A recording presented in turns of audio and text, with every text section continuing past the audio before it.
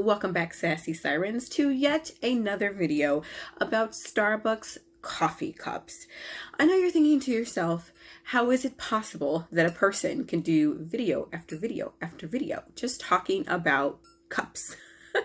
Well, mainly because there's such a huge culture around Starbucks cups. If you're watching this video and you are a cup collector, you know what I mean. You know what I mean. If you're just watching this video because you're like, this person's talking about cups, she's weird, and you wonder, how is it that I can talk about cups in video after video? There is a such thing as a Starbucks cup community. I have been in lines with people where we are standing outside of a Starbucks or standing outside of a Jewel or a Target or a Kroger waiting to get into the store at 5 o'clock in the morning. Like, no joke. So it is definitely a community around collecting these cups. And that community knows no boundaries. It knows no state. It knows no race. It knows none of that. It knows no country, because Starbucks has hundreds of, well, not hundreds, I'm sorry. They have, I think last time I saw it, something like 100,000 stores across the globe. So it truly, truly is a community that knows no boundaries, except maybe socioeconomic boundaries, because if you're a collector, you spend a lot of money collecting. So you do need to have a little coin in your pocket in order to collect some of these cups. So speaking of knowing no boundaries, this video is all about the around the world cups. That's not actually what they're called. I think Starbucks called them the been here cups. Whatever they called it, I didn't like it. So I have since renamed it, and I call my cups that come from different places the around the world cups. So I pulled out 3 to show in this video. I actually have a lot of around the world cups. I just didn't want this video to be a 89-minute video. So I'm just going to highlight these 3 in this video, and then I'll have videos in the future that highlight some of my other around the world cups. So we're going to start with this cup. It is from Las Vegas, and I believe this came out in 2019. This cup was actually a gift from a boss who went to Vegas for a conference and saw the cup and said, oh, I got to get this cup. It's clear how passionate I am about this collection, and I get a lot of cups that are actually gifted to me, which is great because that makes me the easiest person to shop for. You just need to go and get me a Starbucks cup. I'm the easiest yet the hardest, because what happens if I already have that cup and you just don't know? So this is all about what we have come to love and know about Vegas. You see the 777s, you see all of the icons for a playing card deck, right? You have the spade, a diamond, there's the heart. I think that's supposed to be the clover. That is a really, really bad drawing of the clover, if that's what that's supposed to be.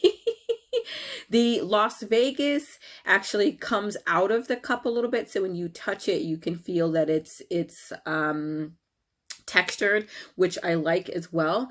It's a black plastic top is what comes with it, but when you look at it, it immediately makes you think of Vegas because of everything that we have come to know and love about Vegas. The next cup is a cup from my hometown, Chi-Town. My hometown, as though Chicago is a town or a city. We're an urban major city with like 3 million residents. I said my hometown. Anyhow.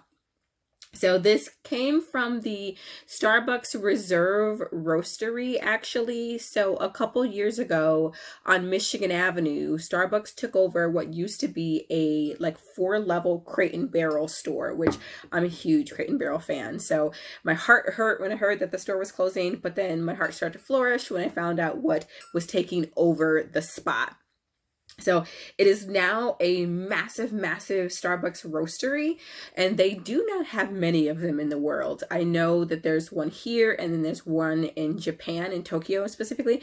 I don't know where the other ones are, but it is 4 floors. There's like a bar in it. There's this really cool area where you get your pastries, and they also have different type of eclectic drinks that you can't find at other Starbuckses. So for example, this winter I went there to constantly get a pistachio latte that other Starbucks locations didn't have, just that roastery.